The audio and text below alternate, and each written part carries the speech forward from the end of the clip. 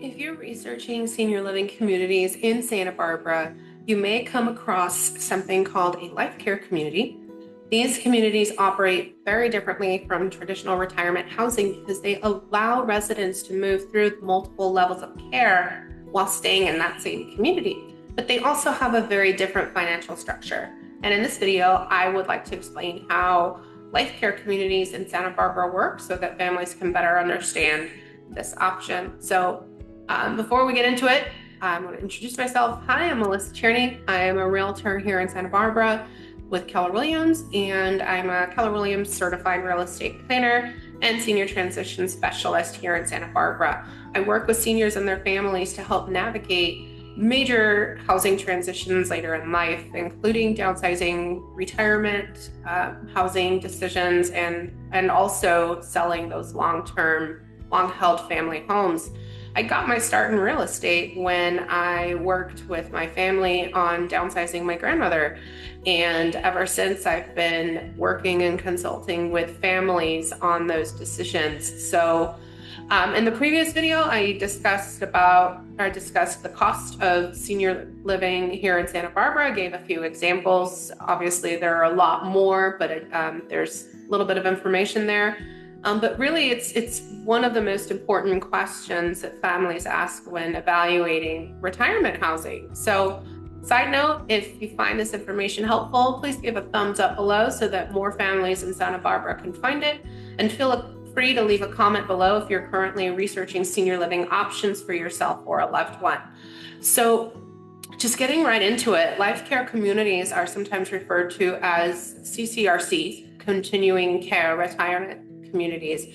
And the key idea behind these communities is that they offer multiple levels of care within that same campus. So residents may begin in independent living and then later transition into assisted living or skilled nursing or memory care if or as their memory needs change. So this allows residents to stay in a familiar environment even as their care needs evolve over time. And for many families, this option offers a lot of peace of mind because it provides that long-term solution. So Santa Barbara is home to several well-known life care retirement communities.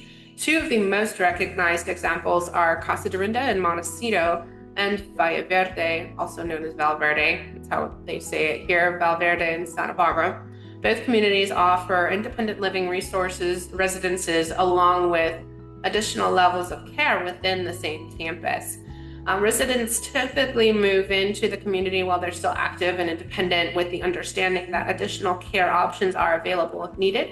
And this type of structure allows the residents to really remain in that same community even as their lifestyle needs change. So one of the biggest differences between life care communities and other senior living communities is that financial model. And most life care communities require an entrance fee. It's often called a buy-in. And this entrance fee can vary depending on the community, the residence type, the contract structure.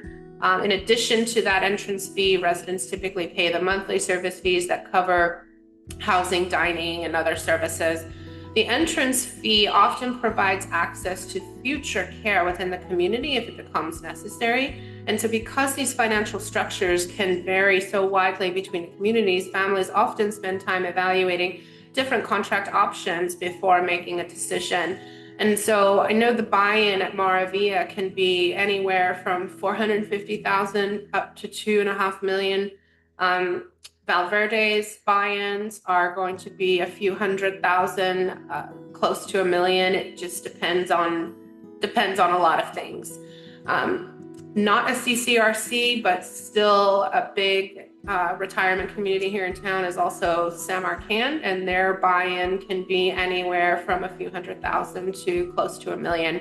So same with Vista Del Monte, although they're not, I don't think it gets to $1 million, I don't remember, but similar buy-in. It requires a lot of financial resources and a lot of planning.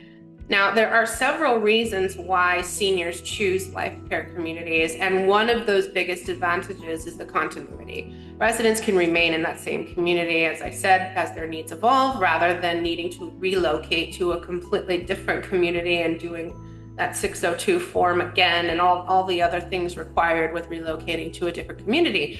But life care communities also tend to provide a strong sense of community with the organized activities, dining programs, social opportunities. And for many seniors, these communities offer both independence and that long-term security. So for the many Santa Barbara homeowners, moving into a life care community, it also involves a decision about what to do with that family home. And many seniors have lived in their homes for decades. They've built substantial equity over time, but there's also this thing called deferred maintenance. And there are a lot of factors that play into what do we do with a family home. And so I often ask people, well, would it make sense to rent the family home for 2 tax seasons before selling it? Does it make sense to hold the property in a different capacity as part of the estate plan? Is it in a trust? Maybe we want to, there are a lot of other things that we want to consider before we start looking at the sale of the property. And that's where real estate decisions become a key component in planning for the retirement housing transition. So if you are exploring a life care community in Santa Barbara, understanding how these communities work can help families to determine whether this model fits their long-term plans. And so in the next video, we're going to talk about memory care in Santa Barbara and what families need to know when supporting a loved one with cognitive changes. And if this video helped clarify how life care communities work, please give it a thumbs up below. Appreciate your support, and definitely leave a comment below if you have any questions about retirement housing in Santa Barbara. Thanks for watching. We'll see you in the next video.